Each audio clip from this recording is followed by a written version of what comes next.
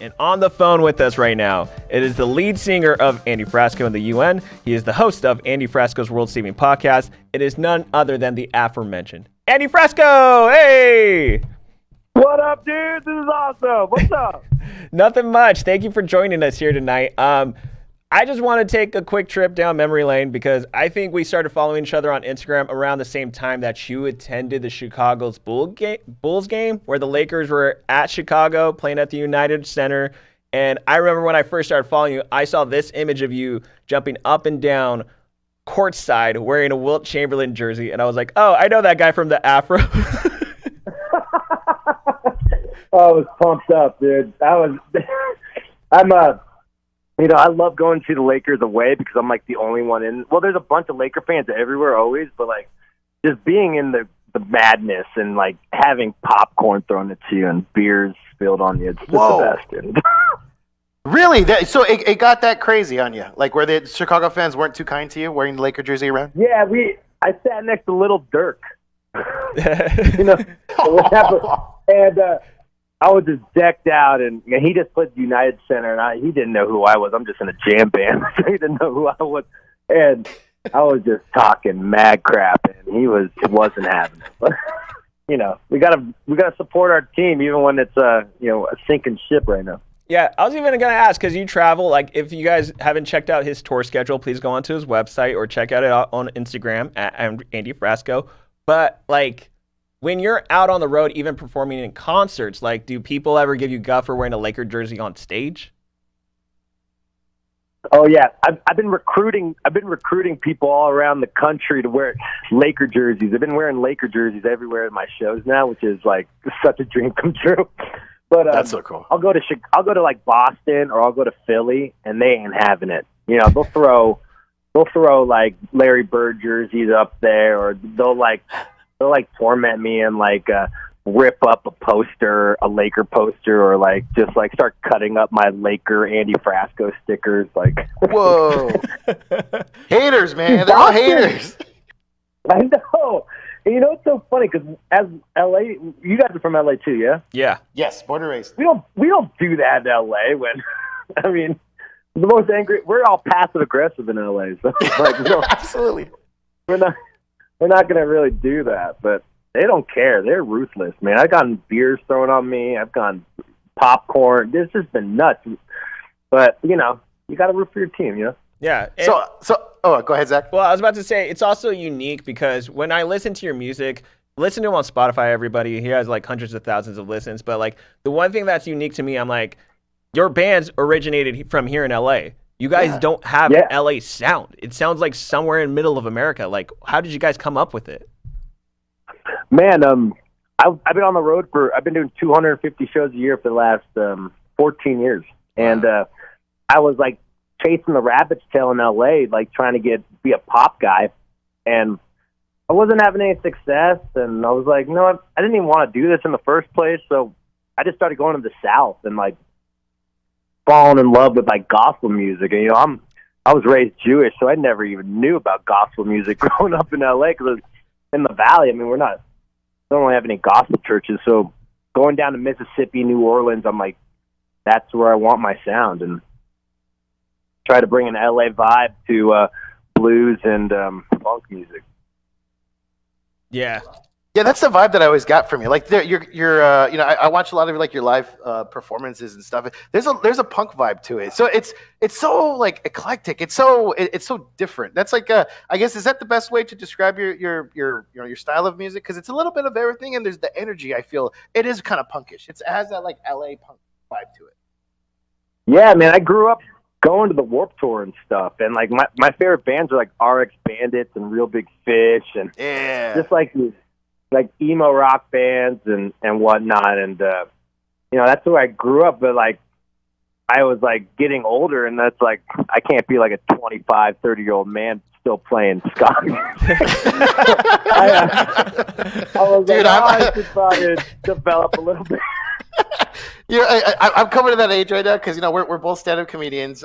This year's gonna be my 16th year performing comedy. So at the same time, it's I'm the same way. It's do I want to keep doing that grind kind of thing? I mean, I'm getting older. Should I calm down now? But at the same time, it's just, I mean, yeah, you're born and raised in LA, correct?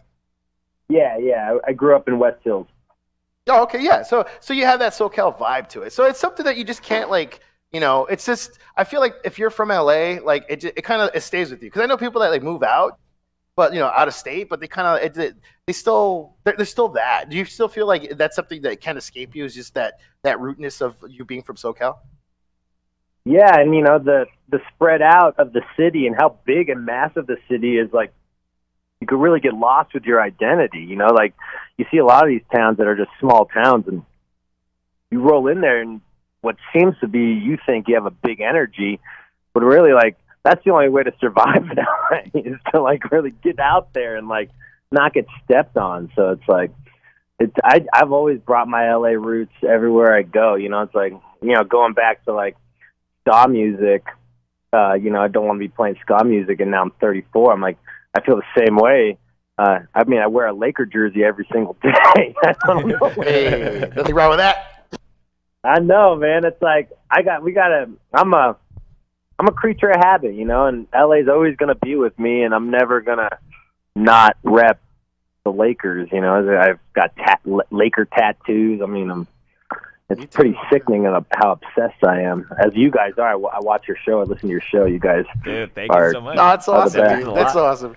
Okay, so the one question I want to ask. So with all that being said, as far as popcorn thrown at you, them cutting your merch, your stickers, how good did that 2020 title feel? Even though we're in the middle of a pandemic, how good did that feel for them to finally host the Larry O'Brien Trophy? Oh my God, it's amazing. It's also for the city. Like during a time, it was such an important. Kobe died. We're going through a pandemic. LA was one of the hardest cities to get hit by the pandemic. It was just like felt like we lost hope, and then we won that ring, and everyone could call it the LeMickey ring or whatever you want to call it, but they're working. Try being away from your house and being from your home and your mansions and all that for 2 months. Yeah. That was a hard ring to win, and I'm never going to let anyone disvalue all the haters out there. Could suck it. I know it's a PG-13. Yeah. Show, so that's all I'm going to say. No, I'm going to say it too with Andy. That's right. Yes, can suck it. You hear that? Me and Andy. It's just, people already hate LA everywhere, the Lakers, because we're winners. And now with the other stuff, now it's just with the LeBron thing and the championship, it was just bound to happen. People are going to hate on it, right? Yeah. Yeah, no, you're right. Absolutely. It's two entities that people hate, which is LeBron James and the Lakers. So no matter if they were going to win it with the regular season, with the bubble, it was just going to be that way. But we're on the phone right now with Andy Frasco. Go ahead and give him a follow on Twitter at Andy Frasco. That's ANDYFRASCO. And you were mentioning as to how you like to involve the Lakers in everything, even your music videos. Like I saw one of your music videos where you pretty much are waking up in bed as a fruit and there's another fruit and you guys like you're the one wearing a Laker jersey and you have your afro. But the thing that I thought was cool was I opened the description on YouTube and it says it was directed by you. So how much do you put into this art? Like, do you go so much above and beyond the music? Yeah, man. I mean, I edit all my videos. I direct all my videos. I do all the marketing. I do all the podcast editing. Oh, damn. I do it all. Art is important to me. And I want, if I'm going to, emulate my full self and in my art, I just don't want to take any steps that is going to make me feel like I didn't give it 140%. I want to learn everything about art. I want to learn the business side. I want to learn the music side. I want to learn everything. So when it comes down to when I need to make a big decision, I'll know exactly what to do instead of just like asking for advice all the time. I really want to learn art, and so I could, be the most authentic to myself. And that's why I put so much Laker stuff in everything, because it is, it is my identity. It's your signature, everything. If anything. Yeah. It sucks that, Fletch. I mean, everyone calls me Fletch. That's fine. I'm cool with it. Hey, it's a cool name. Do you actually own a Fletch jersey? I'm curious now. Oh yeah, I got two of them. Yeah. I always wanted one. I'm always lazy about mine. Boys, I have about 57 Laker jerseys. Wow. Get out of here. Okay, how many of them are the champion ones from the 90s? I collected all the champion ones.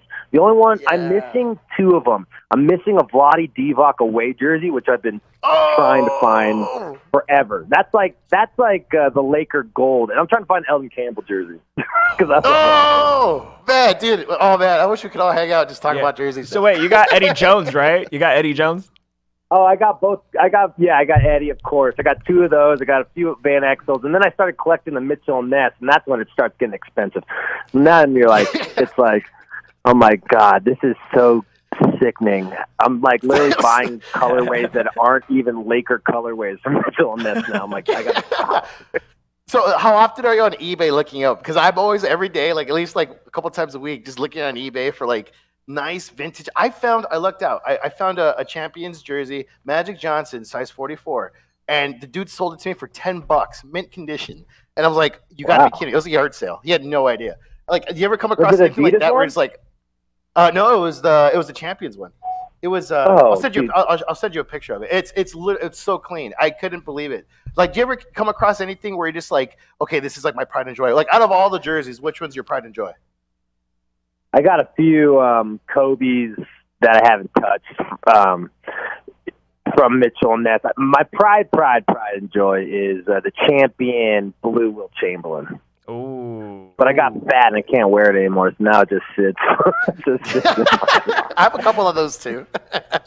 Yeah, dude. But going back to your eBay question, yeah, when I was I first got into jerseys from the champion jerseys because they were just like perfect for just like rocking every day. And then so that was when I was really rocking champion because I wanted I wanted the Sabonis one when LeBron got, so I could wear the Sabonis jerseys. And then I was a huge Nick Van Exel fan, and I watched that guy who's always dressed up as Kurt Rambis at Staples Center or Crypto Center. Oh yeah. I wanted to be that guy so bad. I wanted to meet him, so I bought a bunch of Rambis jerseys just in case I saw him, so I could give him one. Never met him though. Oh damn! All right. Before we end the segment, top 5 Lakers of all time. Ooh, does it have to be cliche or just my favorites? Just your favorites. Yeah, your favorites. Okay. Kobe, Shaq. Man, I got to put Nick Van Exel in there because he was such a part of my youth. I would say 4, I'd go LeBron because I really love LeBron. And I know you guys, I got to go Will Chamberlain because he made love with like 20,000 women. Absolutely. He was Ric Flair before Ric Flair, man. Oh my God, that guy is the GOAT, dude. I'm surprised his dick didn't fall off, dude. I'll keep it there. You can say dick. You can say dick. Absolutely, though. You're right. I need to talk to you guys about this before I get out of here. Yo, you talk about LeBron. You want LeBron to leave? I think that'd be a dumb move because then we lose all the clutch, which is fine. Mm-hmm. I think we need to get rid of Anthony Davis. Okay? Hard take. See, I have no problem with LeBron leaving because if that's on him if he wants to leave. But as far as LeBron staying, I'm all for it. Like if Bronny wants to come to the Lakers, I'm all for it. And I'm agreeing with you when it comes to Anthony Davis. I'm like, yo, Anthony Davis is not the person that we thought we were gonna get when he came from New Orleans. So I agree with you on that. It's AD. Go ahead.